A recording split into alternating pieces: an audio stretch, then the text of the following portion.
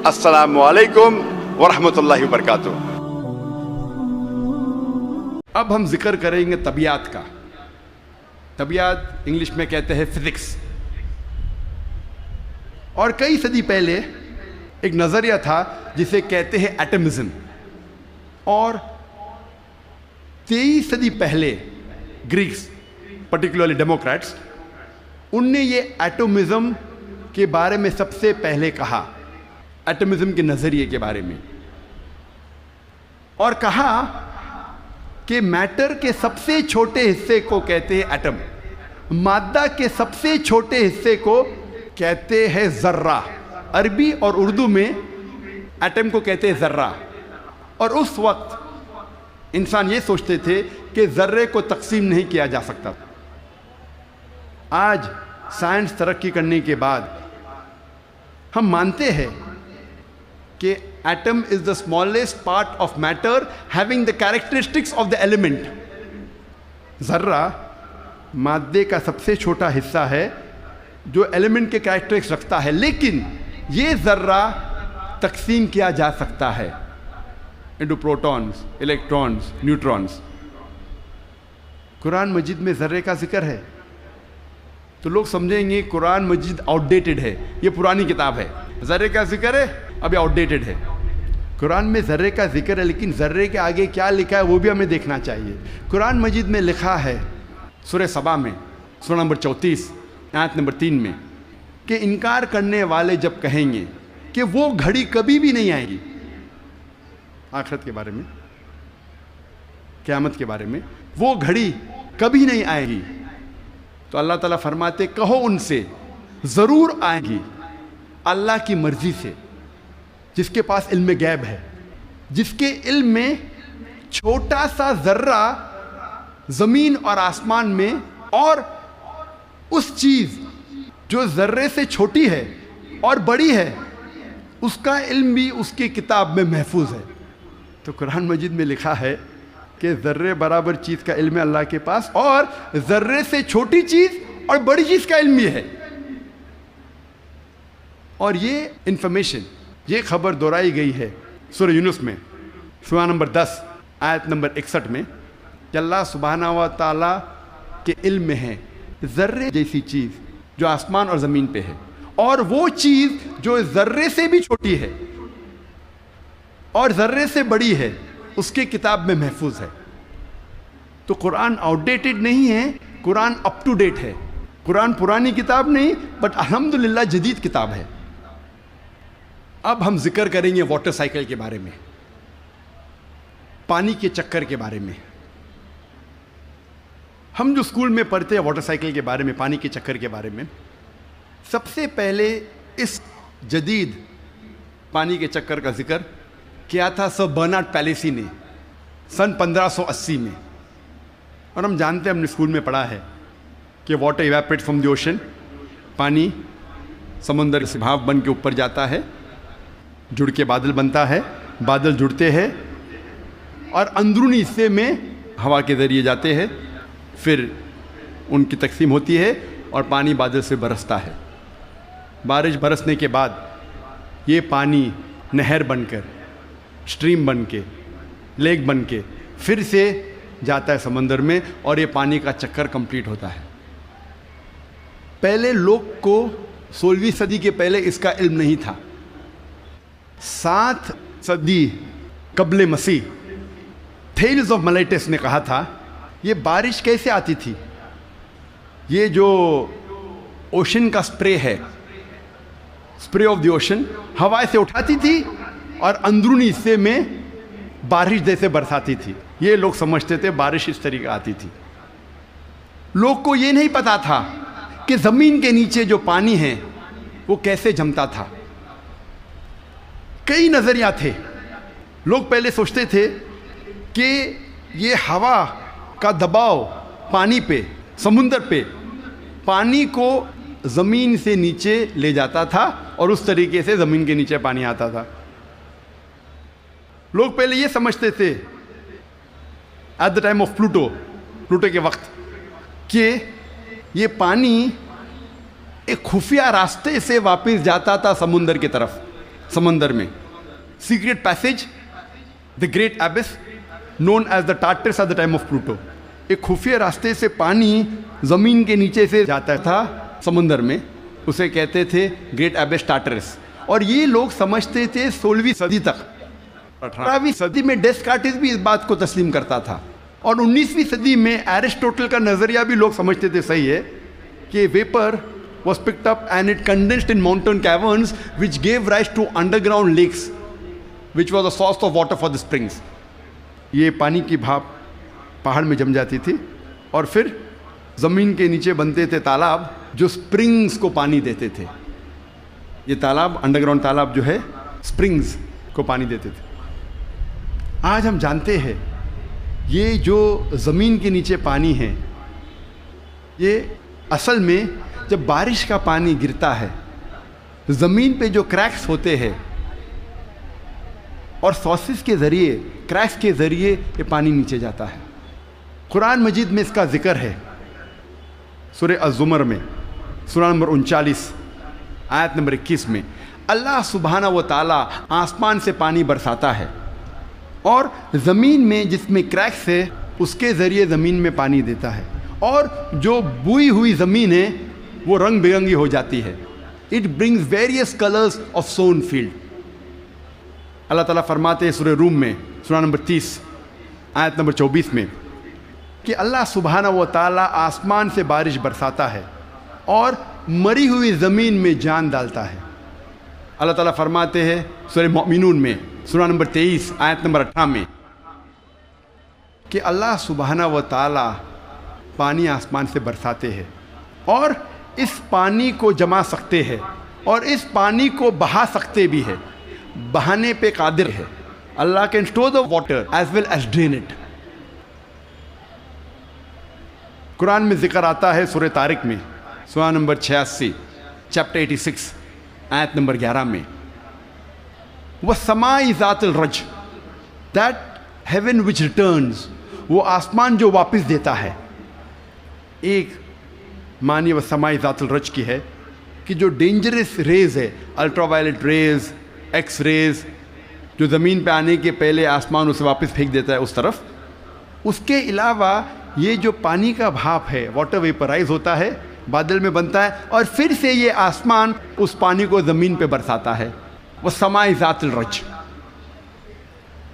اللہ تعالیٰ فرماتے ہیں سورہ الحجر میں, سورہ نمبر 15 آیت نمبر 22 میں, وی کاز فیکنڈیٹنگ ونڈز, ہم ہوا کے ذریعے بادل کو بھوجل کرتے ہیں.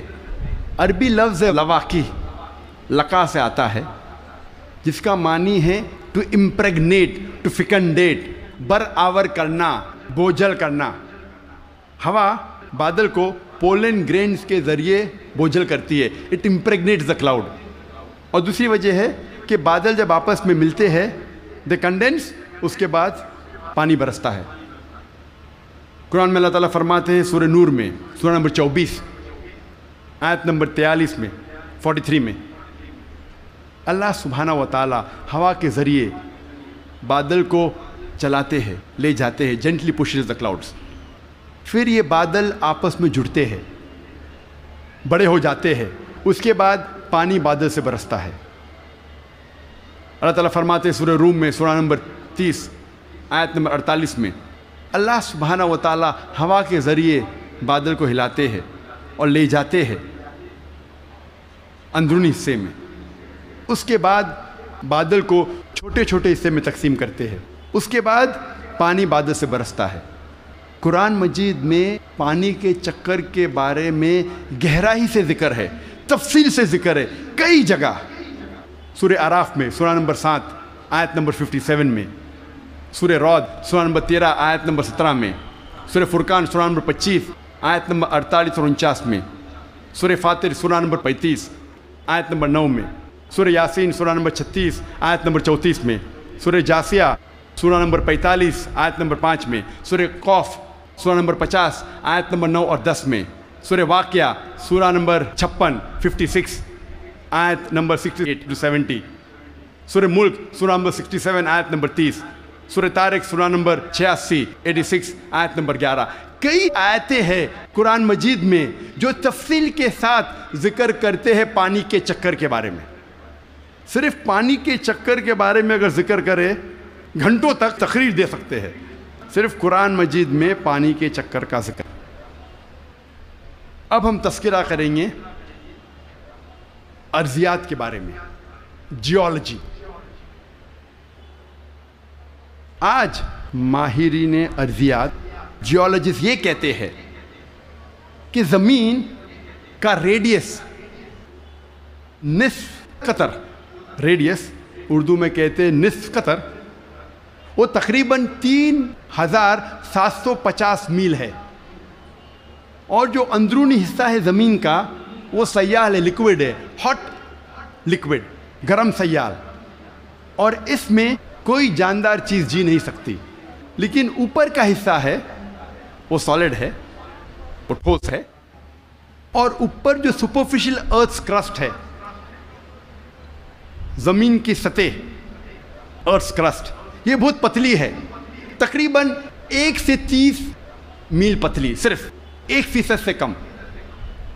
اور بہت سے امکان ہے کہ یہ زمین کی سطح ہل جائیں گی، ارتھ کرسٹ ول شیک. آج سائنسداں یہ کہتے ہیں due to the folding phenomena it gives rise to mountain ranges. ایک فولڈنگ فینومینا ہے جس سے پہاڑ پیدا ہوتے ہیں، اور اس پہاڑ کی وجہ سے زمین کی سطح کو استحکام ملتا ہے، اسٹیبلٹی ملتی ہے. قرآن مجید میں اللہ تعالیٰ فرماتے ہیں سورہ نبا میں، سورہ نمبر 78 78 آیت نمبر 6 اور 7 میں،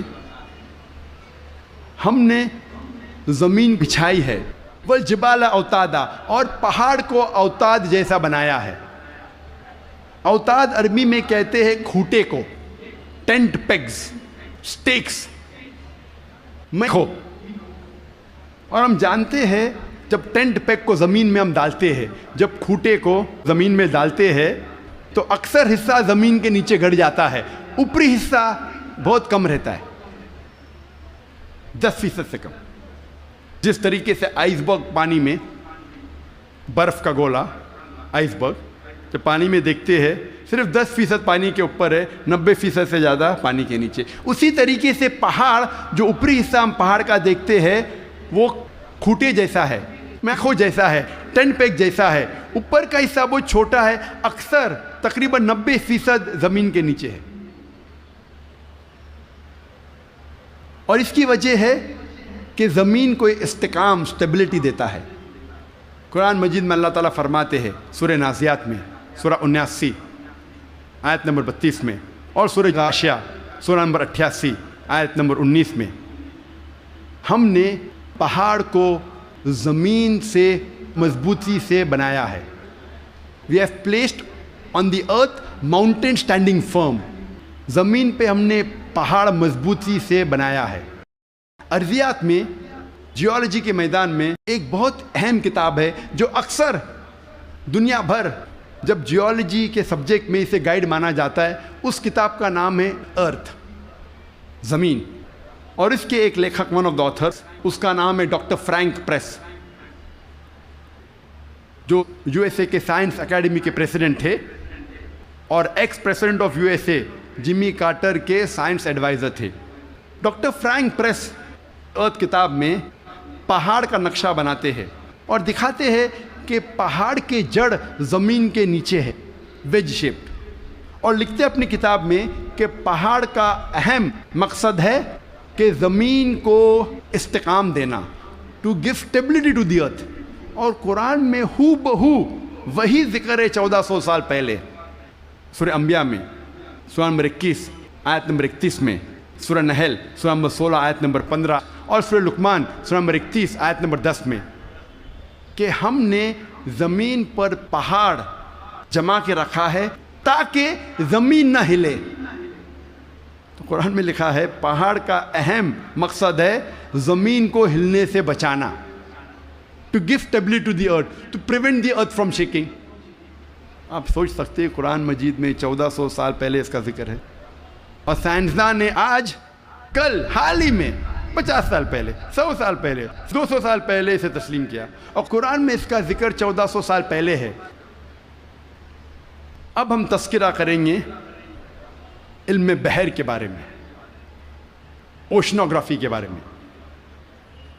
اور اوشنوگرافی کے فیلڈ میں قرآن مجید میں اللہ سبحانہ تعالیٰ فرماتے ہیں سورہ فرقان میں، سورہ نمبر 25 آیت نمبر 53 میں، 53 میں، اللہ سبحانہ و تعالیٰ نے 2 قسم کے پانی بنائے ہیں، ایک پینے والا اور میٹھا، اور دوسرا کھارا اور کڑوا، اور دونوں کے بیچ اللہ نے ایک برزخ بنایا ہے، بنا دکھنے والا ایک ویل، ایک پردہ۔ عربی میں لفظ برزخ، برزخ کے معنی پردہ۔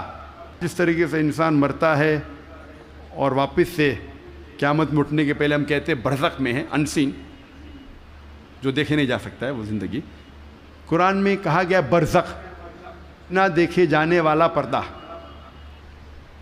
قرآن میں پھر سے اس کا ذکر ہے سورہ رحمان میں، سورہ نمبر 55 آیت نمبر 19 اور 20 میں، جو آج ہمارے ننھے سے قاری نے اس کی تلاوت کی۔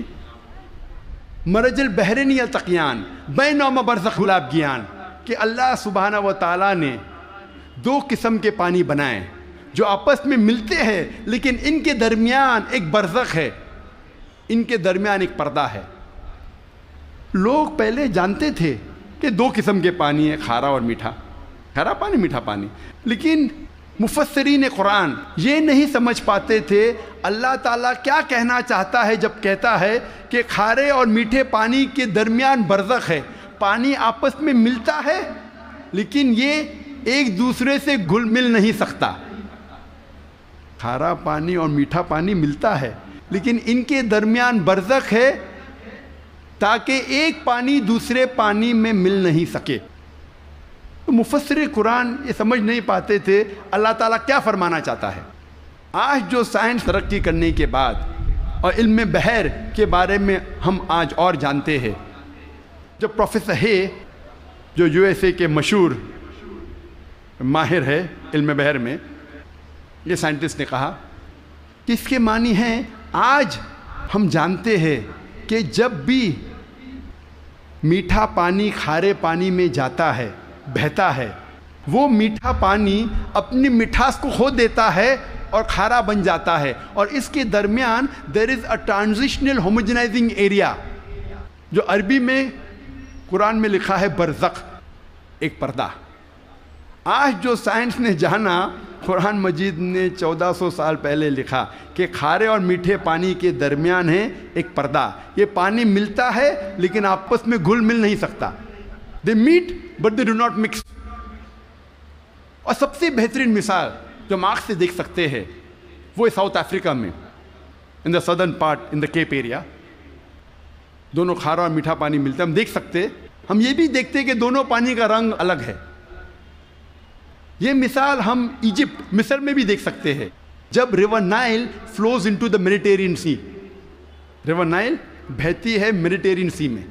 اور سب سے بہترین مثال ہے گلف سٹریم، جو ہزاروں میلوں تک چلتی ہے۔ گلف سٹریم شروع ہوتی ہے گلف آف میکسیکو میں، نارتھ ورڈ جاتی ہے towards the east coast of North America, پھر جاتی ہے eastward towards the west coast of Europe, ہزاروں میل بہتی ہے، دونوں پانی لیکن علیحدہ ہے، دے آر سپریٹ، ڈسٹنکٹ۔ اگر آپ کشتی میں سفر کر رہے ہیں اس گلف سٹریم کے کنارے پہ، اور پانی ایک طرف سے لیں گے اور پانی دوسرے طرف سے لیں گے، تو پتہ چلتا ہے ایک پانی میٹھا ہے ایک کھارا۔ اس کی حرارت، اس کی ٹیمپریچر بھی ڈیفرنٹ ہے۔ قرآن مجید میں اس کا ذکر ہے 1400 سال پہلے۔ میں اور ایک مثال پیش کروں گا قرآن مجید میں علم بحر کی۔ کچھ عربوں نے قرآن مجید کی ایک آیت لی، سورہ نور کی، سورہ نمبر 24 آیت نمبر 40، اور اس کا ترجمہ پیش کیا پروفیسر درگا راؤ کے پاس۔ پروفیسر درگا راؤ اس وقت کنگ عبدالعزیز یونیورسٹی جدہ میں پڑھاتے تھے، اور وہ ماہر تھے علم بحر میں، he was a Marine geologist.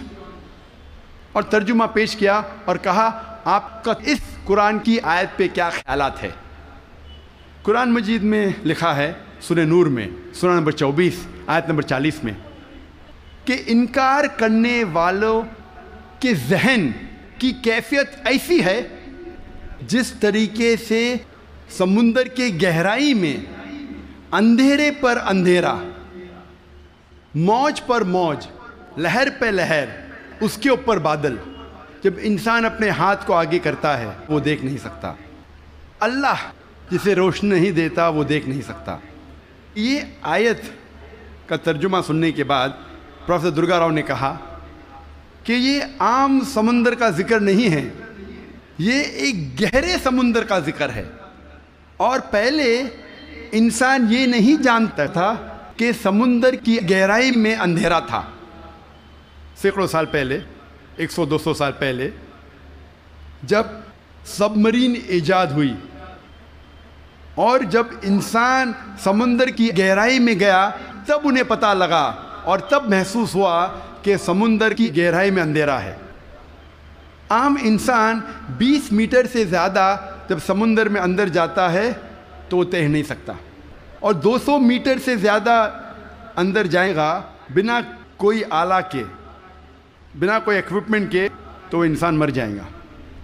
آج سب مرین کے ذریعے ہم انڈر واٹر جا سکتے، ہمیں پتہ چلتا ہے کہ سمندر کی گہرائی میں اندھیرا ہے۔ پروفیسر درگا راؤ نے کہا اندھیرا 2 وجہ کے لیے ہے۔ سب سے پہلی وجہ ہے جب روشنی پانی میں داخل ہوتی ہے، روشنی کی کرن، تو ایک کے بعد ایک رنگ پانی میں جذب ہوتا ہے۔ آج سائنس یہ کہتی ہے کہ روشنی کی کرن 7 رنگ سے بنی ہوئی ہے، وپ گیور، وائلٹ، انڈیگو، بلو، گرین، یلو، اورنج اور ریڈ۔ وائلٹ، انڈیگو، بیگنی، بلو، نیلا، گرین، ہرا، یلو، پیلا، اورنج، نارنگی، ریڈ، لال۔ سب سے پہلے 10 یا 15 میٹر پانی کے نیچے لال رنگ جذب ہو جاتا ہے۔ اسی لیے انسان اگر پانی میں 30 میٹر کی گہرائی پہ جاتا ہے، اگر اسے چوٹ لگتی ہے اور خون بہنے لگتا ہے تو وہ انسان اپنے خون کا لال رنگ دیکھ نہیں سکے گا۔ 30 سے 50 میٹر جذب ہوتا ہے نارنگی رنگ۔ 50 سے 100 میٹر کے درمیان پانی کے نیچے جذب ہوتا ہے پیلا رنگ۔ 100 سے 200 میٹر کے درمیان جذب ہوتا ہے ہرا رنگ، اور 200 میٹر کے بعد پانی کے نیچے جذب ہوتا ہے نیلا رنگ، اور اس کے نیچے پورا اندھیرا ہے۔ قرآن مجید میں لکھا ہے انکار کرنے والے کی ذہن کی کیفیت، انکار کرنے والے جو خدا کا انکار کرتے ہیں، جو خدا میں نہیں مانتے، اللہ سبحانہ وتعالیٰ میں نہیں مانتے، انکار کرنے والے کی ذہن کی کیفیت ایسی ہے جس طریقے سے گہرے سمندر میں اندھیرا پہ اندھیرا، لہر پہ لہر، اس کے اوپر بادل۔ دوسری وجہ اندھیرے کی ہے، پروفیسر درگا راؤ کہتے ہیں، وہ ہے بادل۔ جب سورج کی روشنی آتی ہے کئی بار بادل اس روشنی کو جذب کر لیتا ہے، اس لیے بادل کے نیچے ہم دیکھتے ہیں اندھیرا، اور جو روشنی بادل کے ذریعے جذب نہیں ہوتی اور جب سمندر میں جاتی ہے، کئی بار جو سمندر کے اوپر لہریں ہیں وہ لائٹ ریز کو ریفلیکٹ کرتی ہے، اور جو لائٹ ریز، جو روشنی کی کرن ریفلیکٹ نہیں ہوتی وہ سمندر میں داخل ہوتی ہے، اور جیسے میں نے کہا ایک رنگ کے بعد ایک رنگ جذب ہوتا ہے۔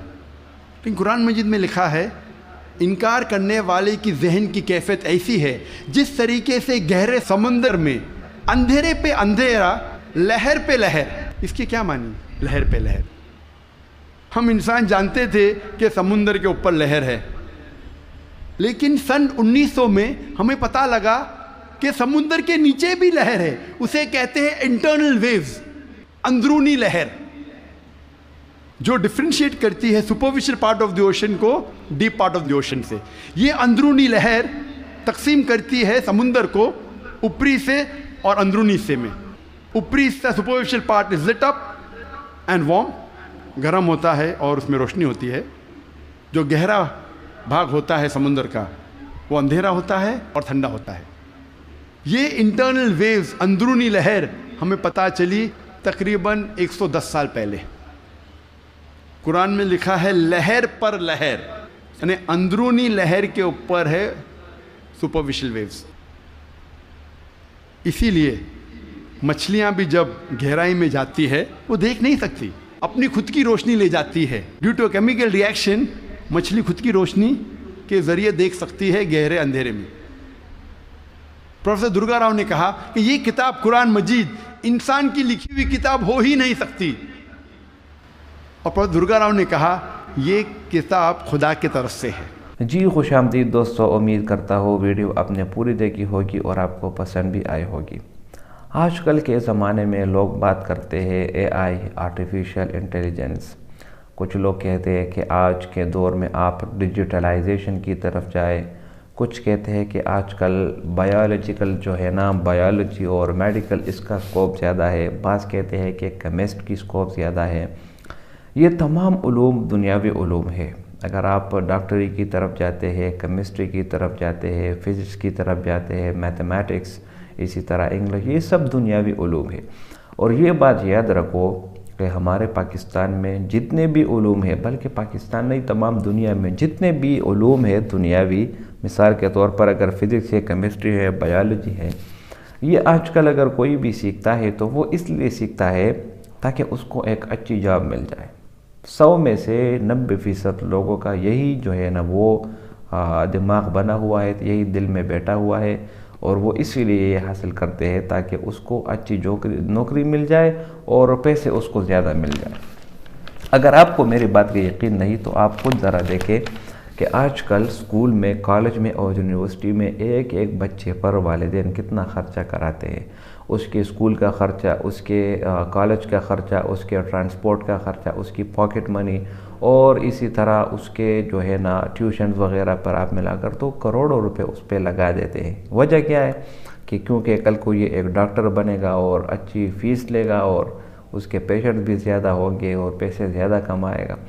تو پوری دنیا نے اس مسلمان کو اس پر لگا دیا کہ آپ پیسے کس طرح کمائیں, اور اس پیسے کی لالچ میں, پیسے کمانے کے چکر میں انسان اپنے مقصد کو بھول گیا. یاد رکھو کہ یہ دنیا یہ ضرورت ہے اور آخرت جو ہے وہ مقصد ہے.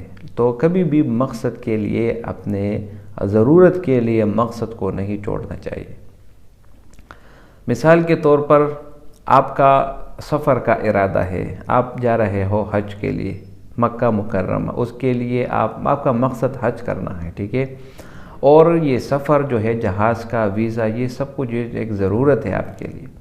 اور آپ کہتے ہیں کہ نہیں یار بس یہ جہاز میں بیٹھتا ہوں, جتنے پیسے لگتے ہیں لگ جائے, میں صرف یہ جہاز کا سفر جو ہے نا یہ مجھے بہت زیادہ پسند ہے, اور اس جہاز میں بیٹھ کر جاتا ہوں تو اس جہاز میں مجھے ہر ایک سہولت میسر کی جائے, اور اس میں میرا گھر بھی آ جائے, میرا کاروبار بھی اس میں آ جائے, سب کچھ اس میں آ جائے.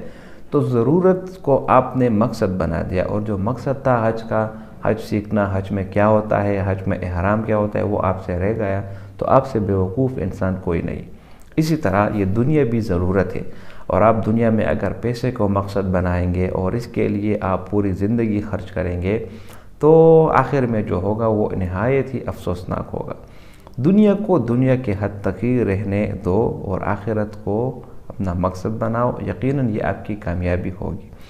اسی طرح آپ دیکھتے ہیں کہ جو دینی علوم حاصل کرتے ہیں, جو مدرسے لوگ جاتے ہیں, مساجد جاتے ہیں, تو اس پر خرچہ دنیا کی بنسبت کم ہوتا ہے.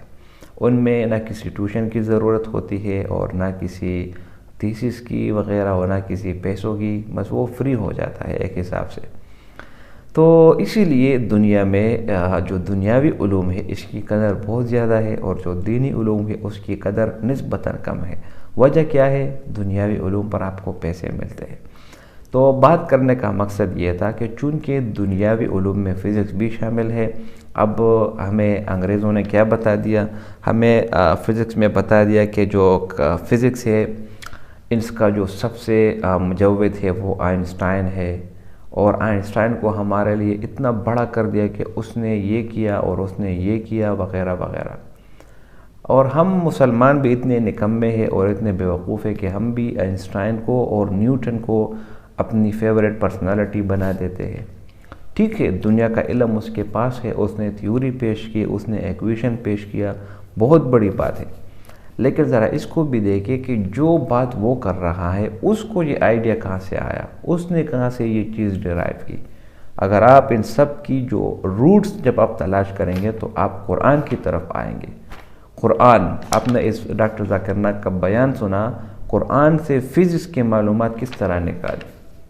قرآن میں لفظ ہے فَمَن يَعْمَلْ مِثْقَالَ ذَرَّةٍ، یہ ذرہ جو ہے نا بہت ہی چھوٹے جو نظر نہ آنے والی چیز ہے اس کو کہتے ہیں، جس طرح ہم فزکس میں کہتے ہیں اور کیمسٹری میں کہتے ہیں ایٹم اور الیکٹران، پروٹان وغیرہ، تو یہ سارے کے سارے اس جو ہے نا ایٹم کے حصے ہیں، یہ سب کے سب ذرے کے زمرے میں آتا ہے۔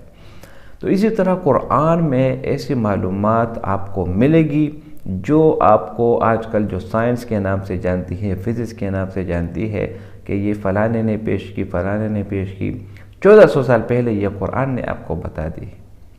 بس فرق یہ ہے کہ ہم مسلمان نے قرآن کو صرف اور صرف ناظرے کی حد تک محسوس کی، اور اس کے علاوہ اس قرآن کو مزید جاننا اور اس کو مزید ایکسپلور کرنا یہ ہم نے مناسب نہیں سمجھا، اس لیے ہم مسلمان پیچھے رہ گئے۔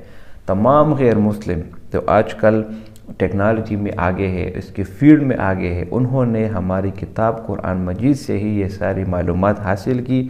اسی قرآن سے نکالی گئی معلومات کے نتیجے میں وہ آج کل ہم پر حکمرانی کر رہے ہیں۔ یہ آپ ویڈیوز آپ دیکھ لیں، آپ انٹرنیٹ ریسرچ آپ کریں، آپ چیک کریں، آپ کو اندازہ ہوگا کہ ہم کس حد تک اپنی کتاب سے دور رہ چکے ہیں۔ یہود اور نصارہ جو ہمارے دین کے خلاف ہیں، ہمارے قرآن کے خلاف ہے، لیکن وہ ہماری کتاب سے اتنا دنیاوی فائدہ لے رہے ہیں جتنا کہ ہم نے کبھی سوچا بھی نہ ہو۔ تو یہ ہم مسلمانوں کی کمزوری ہے اور یہ ہم سب کی کمزوری ہے۔ اس لیے ہمیں چاہیے کہ ہم اپنی کتاب قرآن مجید پر توجہ دیں، اس کے حلال کو حلال جانیں، اس کے حرام کو حرام جانیں، اور اس سے معلومات اخذ کریں، اور اس قرآن کو اپنی دنیا میں اپنی زندگی پر امپلیمنٹ کریں تاکہ ہماری دنیا بھی اچھی ہو جائے اور آخرت بھی اچھی ہو جائے۔ تو ڈاکٹر ذاکر نائک نے فزکس کے بارے میں جو باتیں کی، جو قرآن سے کی، وہ بہت ہی زبردست تھی، اور میں یہ بھی کہہ سکتا ہوں کہ پہلے آپ کو شاید اس کے بارے میں یہ نالج نہیں تھی، لیکن جب اس بیان کے بعد آپ کو ذہن میں یہ آئیڈیا آیا ہوگا کہ کاش ہم نے بھی اگر قرآن کو سمجھا ہوتا، پڑھا ہوتا تو بہت ہی اچھا ہوتا۔ ابھی بھی آپ کے پاس وقت ہے اور ٹائم بھی ہے، تو قرآن سے آپ فائدہ اٹھائیں اور اس کو اپنی زندگی میں استعمال کریں اور دوسروں کو بھی فائدہ پہنچائیں۔